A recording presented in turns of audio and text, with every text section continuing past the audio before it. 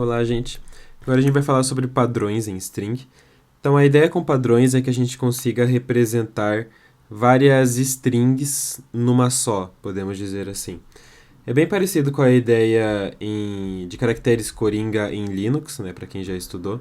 Por exemplo, né, se você quer representar todos os caracteres .txt, né, você quer remover eles ou quer listar eles, um jeito de fazer isso em Linux é você colocar asterisco.txt. O asterisco ele quer dizer qualquer sequência de caracteres e o arquivo tem que ter um .txt logo depois. Então representa todos os arquivos que terminam em .txt, né? Mas se você quisesse representar todos os arquivos que terminam em .txt, mas tem pelo menos um caractere antes do ponto, né? Tem que ter alguma coisa antes do ponto. Você pode fazer tipo asterisco interrogação.txt. Com interrogação ele representa um caractere qualquer, né? E por aí vai. Essa é a ideia de caracteres coringa, né, que é inspirado na ideia de expressão regular e a ideia de padrões em Lua também é inspirada em expressões regular. É só que são caracteres coringas diferentes, a gente chama aqui de caracteres de classe, character classes, não sei bem como traduzir. Então a ideia é por aí, né? Nós queremos representar várias coisas de uma forma mais resumida, digamos assim. Então o primeiro exemplo que eu quero mostrar, aqui eu tenho uma frase que eu vou manipular, né, só pra gente poder testar. Eu quero pegar essa frase e quero mudar todas as letras por X. Então, por exemplo, os espaços eu quero manter do jeito que estão, a vírgula eu quero manter do jeito que está. Eu só quero pegar as letras e mudar por X. Então, como que a gente pode fazer isso? Bom, a gente tem a função gsub, a gente já viu no vídeo anterior, né? O que ela faz é que ela vai substituir tudo que está nessa string por essa. Antes a gente só botava aqui um texto direto, né? Uma string normal, digamos assim. Agora aqui a gente vai usar a ideia lá de character classes. Então, vocês podem ver no Programming Lua ou no manual de referência, mas tem aqui no capítulo 20.2 do Programming Lua, pelo menos da versão 5. Aqui tem uma explicação de todos os character classes. Então aqui tem todos eles. Então, por exemplo, ali eu estou usando porcentagem A, ele representa letras. Então o X é representado pelo porcentagem A, o B pelo porcentagem A. Agora, por exemplo, o 5 não é incluso aqui, né? O 5 aparece, por exemplo, aqui no porcentagem D, que é de dígitos. Então, vocês podem ver aqui, eu recomendo bastante, tá? O único problema do Programming Lua para essa parte é que ele está desatualizado sobre a função gfind. Não existe mais a função gfind que a gente usa agora, é o gmatch. Mas eu vou mostrar e, claro, no manual de referência isso está correto. Então, só essa parte de padrões tudo bem, só essa parte do gfind ter sido trocada pelo gmatch. Então aqui, porcentagem A, isso quer dizer todas as letras, troque por X. E daí, esse seria o output. Todas as letras foram trocadas por X. Então é isso. Aqui um outro, usando maiúsculo. Então aqui ele também explica, aqui embaixo, né, a versão uppercase de um caractere qualquer representa o complemento. Porque você pode ver isso aqui como conjuntos, né, se você quiser ser um pouco mais matemático, né, mas aqui é o conjunto de todas as letras. Então, quando você bota esse caractere maiúsculo, você está pegando o complemento desse conjunto, ou seja, tudo que não é letra. Então, porcentagem A maiúsculo quer dizer qualquer coisa que não é letra. E daí eu vou substituir por um underline. Então, no caso dessa frase, né, tudo aqui que não é letra, então os espaços, as vírgulas, vão ser transformados em underline. Que é o que aconteceu aqui. Então, por exemplo, aqui depois do anything, né, que tem um vírgula espaço, note que aqui virou underline, underline, né, porque tanto a vírgula quanto o espaço viraram underline. Como ele substitui qualquer coisa que não é letra, né? Se eu tivesse, por exemplo, um número, né? Tipo, sei lá, eu tacar um 5 aqui. Esse 5 também vai virar um underline, né? Então, funcionamento do gsub com as caracteres de classe é bem simples. É essa a ideia, né? Aqui uma outra um pouquinho mais complexa é agora usando find. Então, com find a gente, né, lembrando do último vídeo, ele serve para você encontrar um padrão na frase. Usando padrões aqui a gente consegue fazer coisas mais interessantes, né? Porque, por exemplo, quando a gente fazia lá, né? O find ele retorna a posição de início e posição de fim daquele padrão. Que era meio inútil, porque, por exemplo, se você queria encontrar a palavra hello, se você sabe a de início, você automaticamente sabe a de fim, né? É só somar 5, que é o tamanho da palavra hello. Mas aqui, né, os padrões eles podem ter tamanho variável, então começa a ser mais útil ter essas duas informações. Então aqui a gente tem uma função dentro da outra, né? Mas vamos ver com calma. Então aqui eu tenho uma string que tem uma data e eu quero pegar a data. Eu quero basicamente pegar a string e apenas pegar a data nela. Então como que eu posso fazer? Bom, essa data está no formato dígito, dígito, caractere de escape, dígito, dígito, barra, quer dizer, barra, dígito, dígito, dígito, dígito. Né? Então, o que eu posso fazer para encontrar é só pegar aqui, né? Porcentagem dígito, porcentagem dígito. Então, dígito, dígito, barra, dígito, dígito, barra, dígito, dígito, dígito, dígito. Falei dígito muitas vezes, mas é isso. Isso aqui representa uma data, né? Se você tivesse num formato que permite isso, talvez você teria que mudar um pouco, né? Mas aqui a gente está supondo que é nesse formato. Então, agora o string.find, o que ele vai fazer? Ele vai achar a posição de início e posição de fim. E daí para pegar a data é só usar o sub, né? Lembrando, o sub ele pega uma substring baseada no primeiro argumento, né? O primeiro argumento é a string inteira. E daí os próximos dois argumentos são posição de início e posição de fim, que é o que o string.find faz. E daí isso aqui vai imprimir só a data, 25/12/2025.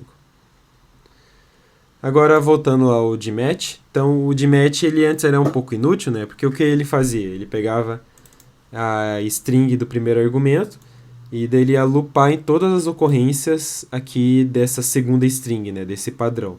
Como a gente só botava aqui um texto diretamente, era um pouco inútil, porque o que ele ia fazer é basicamente contar quantas vezes acontecia, né? Só que a gente já tinha outras funções que faziam isso.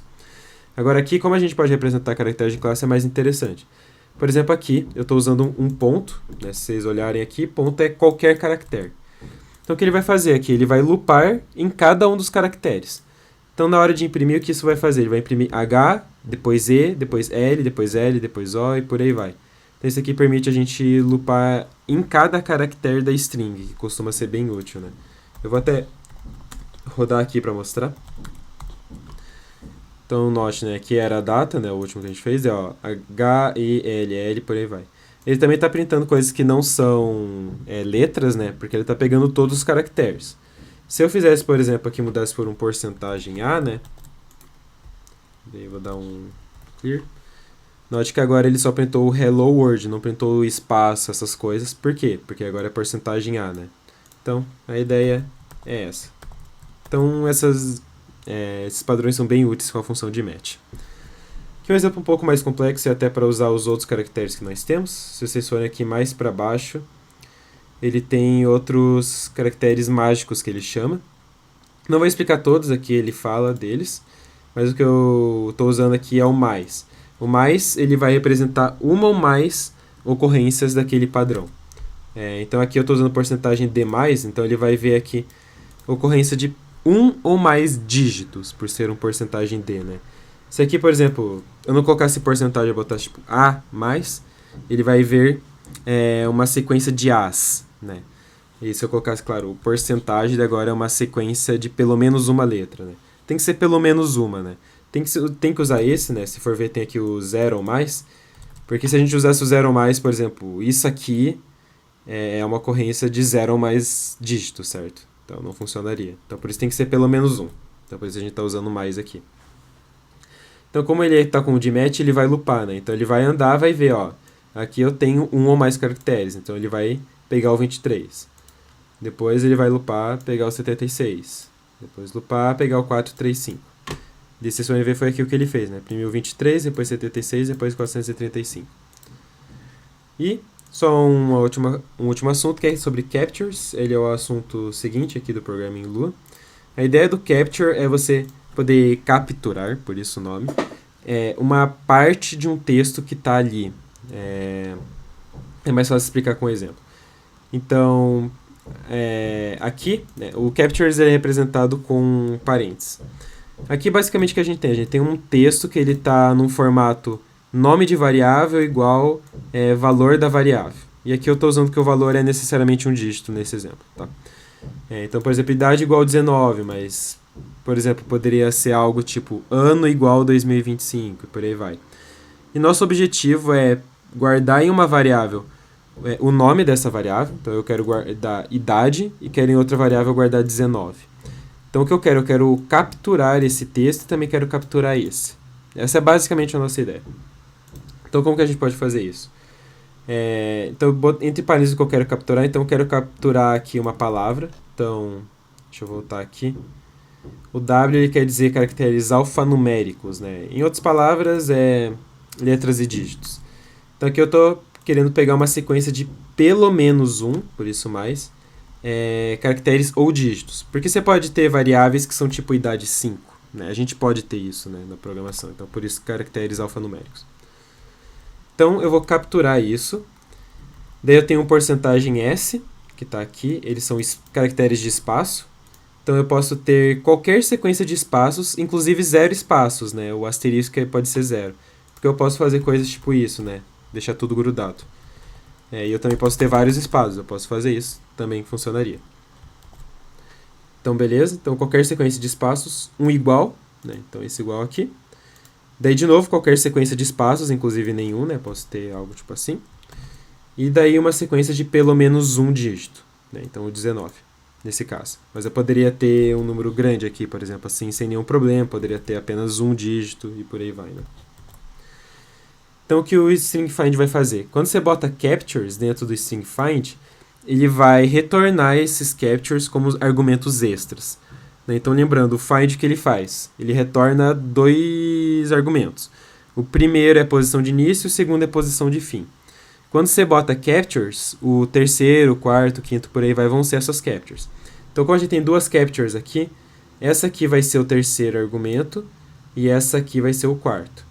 E nesse caso eu não me importo onde essas coisas estão no texto, então eu estou jogando fora, né? Quando a gente bota esse underline, quer dizer, eu não me importo com o valor dessa variável.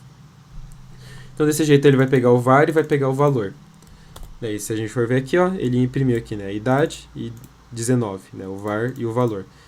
E se eu mudasse, né, até por exemplo, que eu falei, ano igual 2025, também funciona. Então, um exemplo de aplicação, que talvez isso seja interessante, né, você pode ter um arquivo txt que tem várias configurações, né, por exemplo, se você está fazendo um jogo, ele pode ter as configurações, tipo, dimensão da tela, velocidade do mouse, quais são as teclas para se movimentar, esse tipo de coisa. Você pode criar um arquivo que está nesse formato, né? Tipo, frente igual W. Daí, nesse caso, eu teria que mudar aqui, né? Não seria mais porcentagem D, seria porcentagem W, né? E daí, em outro, você ter, né, tipo, a resolução, e daí ter, tipo, 1920 por 720, e por aí vai, né? Agora eu não lembro bem se essa era a resolução, né, padrão, mas enfim. Você pode ter esse tipo de coisa, e daí o que você pode fazer? Fazer um script em Lua que vai simplesmente pegar, né, linha por linha, fazer isso, né? Você faz um loop lendo o arquivo, e daí você guarda isso numa table, dessa table de configurações do seu jogo. Então seria um jeito de você poder manipular um arquivo externo usando padrões, né, de um jeito bem simples.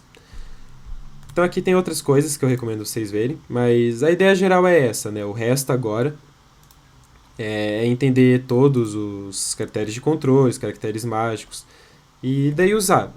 A questão difícil de expressões regulares e padrões é conseguir ver como usar na aplicação, né? Que nem você bate o olho nesse tipo de coisa, dá um medo, né? Mas depois que você entende o assunto, ler com calma não é tão ruim assim, né?